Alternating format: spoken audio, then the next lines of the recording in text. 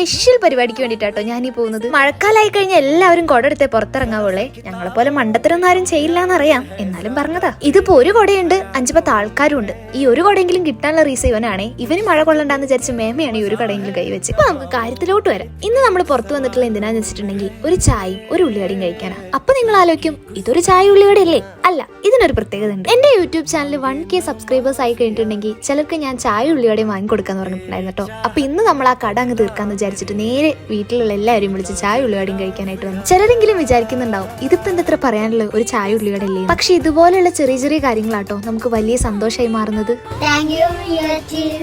ഉള്ളിവട സ്പോൺസർ ചെയ്ത മിയോ ചീസിന് thanks. Please subscribe Miyo cheese. I am very happy. ആരും എന്നെ തെറ്റിദ്ധരിക്കില്ല ഗൈസ്, ഇവരെ കൊണ്ടൊന്നും ഞാൻ ഭീഷണിപ്പെടുത്തി പറയിപ്പിച്ചതില്ല. പിന്നെ എന്നെ സപ്പോർട്ട് ചെയ്ത് എന്റെ ചാനൽ സബ്സ്ക്രൈബ് ചെയ്ത എല്ലാവർക്കും ബിഗ് താങ്ക്സ്.